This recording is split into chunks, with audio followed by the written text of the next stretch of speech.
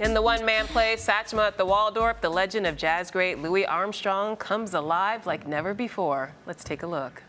I got stories on top of stories. I used to work for Al Capone. He walked right up to me and he said, "Boy, you playing in New York tomorrow night, you hear?" The son of a pull out this big revolver. And I say, maybe I do open in New York. Oh, I love this. This is a great one. Here to tell us more about the play and the challenge of bringing Satchmo back to life are actor John Douglas Thompson and director Gordon Edelstein. Welcome to Arise, fellas. Thank you very much. Thanks for having us. You sound exactly like him. Are you serious? Yes. If I close my eyes, I would think I was talking to him. My goodness. Well, you know, I think my voice naturally is a little raspy. Yes. And just for Armstrong, I just kind of turn it up a couple of notches. But thank you. I'll take that as a compliment. Uncanny. Yeah. My goodness. Okay, so this play focuses on one of the last nights of his life. Why was this night significant? Well, you know, it's sort of his last series of gigs at the Waldorf Astoria.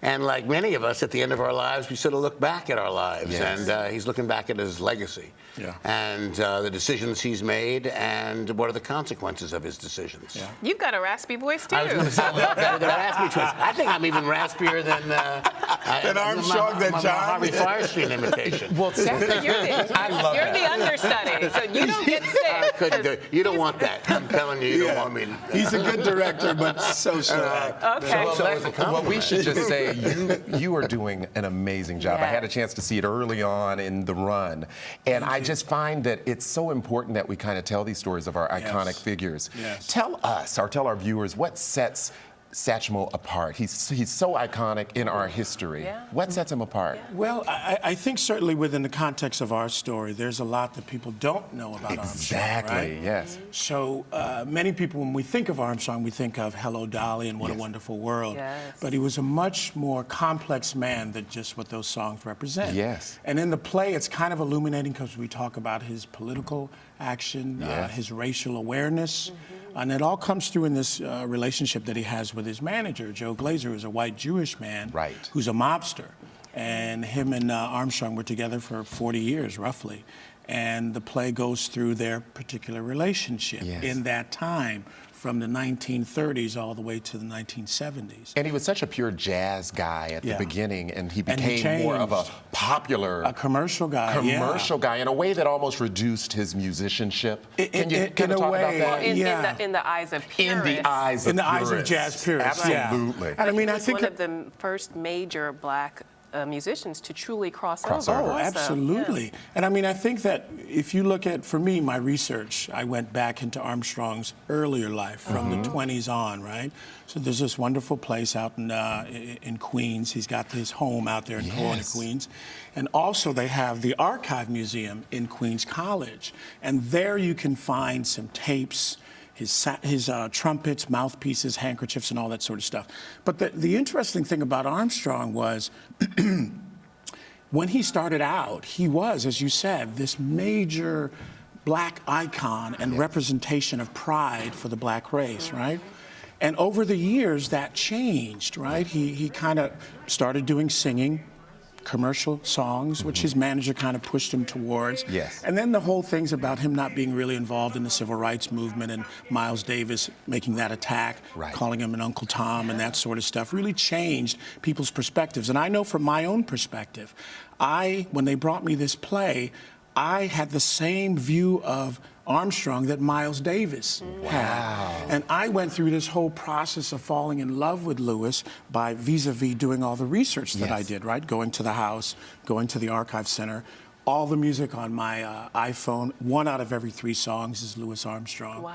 And I went way back with him to the Hot 5s and the Hot 7s, W.C. Handy sort of stuff. Well, I love You this. really immersed yourself. Absolutely. Yes, I yes. love that, you did the research. You did the research, Gordon, to get it on the page. You did the research to get it on the stage. Yes. But what drew you to the story in the first place? Well, I'm not the writer. I'm the director. Yeah, okay, yes. But what drew you to the work? I was a great Armstrong fan. I've been a lifelong Armstrong fan. Is it But I because you too sound grew like up. him? I Is grew it- up. That's Because you sound like him? But believe Back me, to you that don't want. rasp. Believe I me, love you it. got the right guy. Believe me, you got the right guy. This is an interview about rasp. That's right. And all that rasp. That's it. We're going to keep it on the stage. Should I do a tap in the front or something like that? You've got some stage movement there. So yes. I No, grew seriously, up. yes. I grew up watching Armstrong on the Ed Sullivan Show in the '60s, and he was something Once he crossed over. Yeah, he was a novelty act. I didn't realize. No, Yeah. people didn't realize. Many people, most people didn't realize that he was one of the great jazz artists of the 20th century. Yes. You know, and perhaps the most influential. Yeah. And it wasn't until later, when I started hearing the early recordings, the Hot Fives and the Hot Sevens, when I began really becoming a jazz fan. And I was blown away, and I started, I'm sort of a lifelong fan of his as well. Why was it important for you to focus on the tension between Armstrong and Miles Davis also? That's right. It was his idea Yeah. to add Miles Davis into the play. So Yeah, we could well, talk about it. Because from what I hear, that's one of the most powerful moments of the show. Absolutely. It's the tension of the show. Well, In It's hip hop dramatic terms, tension. it's Tupac and Biggie. It's Absolutely. You know what I mean? Absolutely. Yes. Absolutely. Well, it was excruciatingly painful for Armstrong, who had achieved so much that his own people were giving him such a hard time. Yeah. And he resented it, and it made him enraged, because he felt like he had contributed so much, Yes. and he had. Yeah. And then, so in taking on those other roles, what was the research to do Miles Davis, to do the manager Glazer? What were those influences? Yeah, Well, it's important to note that you play all of those characters. Yeah, I play all Yeah. three. It's a one-man one-man show. with music. Yes, and that's the theatricality of it, which is really wonderful. So one actor gets to go into incorporate all those three different individuals to tell the one story about Armstrong. But Is that a blessing or a curse? for me as an actor, it's a blessing. Obviously, I would have loved to have done the play just playing Armstrong, but we needed to get these other perspectives on his life, right? And so you have to do that by separating it and bringing a guy like Glazer, who really to Armstrong was almost like a father figure. So the way in which I researched, I did all the stuff with Armstrong, obviously at the Armstrong House and the Archive Museum. Glazer is more Edward G. Robinson from Little Caesar. Yes. So I studied that movie, Oh, I Little love Caesar, that, yes. because Glazer flew way under the radar. There's not much about him. We had a little audio tape, maybe 5 minutes of his voice, and he was very nasally. Okay. So that's why when I changed my voice for that, Yes. it's very nasally. Which is great for, being in the audience. Right. Those To distinctions get the differentiation. make the difference. Make They a really do. difference. He's brilliant. And, Yeah. and the I can't say it enough. And a physicalness and the for physical Armstrong, changes and that John then Glazer, and also with Miles Davis, there's a ton of Miles Davis on YouTube. Yes, you can there watch is. it. So with Miles Davis, I was just trying to get the whispering quality to his voice, which happened because Slightly menacing. he had had a surgery, I guess, for nodes or some sort of surgery, and his doctor said, "Do not talk. Make sure you don't talk for a period of time." Miles was on the phone, got angry at somebody, and started yelling. Wow. And then that is his voice now. You know, what we that hear. takes us back to the rasp. That takes us. So this is an interview. There's a theme going on here. About raspy voices. Well, let's talk about Satchmo's the big eyes, the bug eyes, as we Yeah. call them, the smiling. Yeah, was Yeah. that What- why? Do you think that's why he was considered sort of, as Miles Davis called him, an Uncle Tom, this sort of caricature, as opposed to being revered and respected by his own people later in his career? We talked about that a lot, and it was difficult for me to really understand that, but you got to put it in perspective. I didn't have the right perspective, right? So you look at Armstrong now, as I'm 50, so my generation would look at Armstrong and say he's a relic. Yes. He doesn't quite belong to the contemporary format that we're in. Because you saw the bug eyes, the sweating, the handkerchief, the grinning, the appeasement. And then you got to realize he came up in the era of vaudeville, right? He also came up in an era where he had to kind of succumb, I feel, to white privilege. Yes. Or else he would be in a lot of trouble, right? What As do you many mean people. why do you say succumb?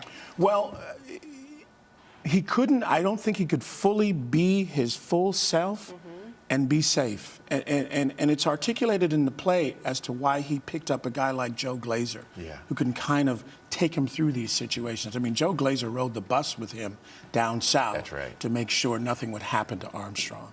That's the kind of situation that they had.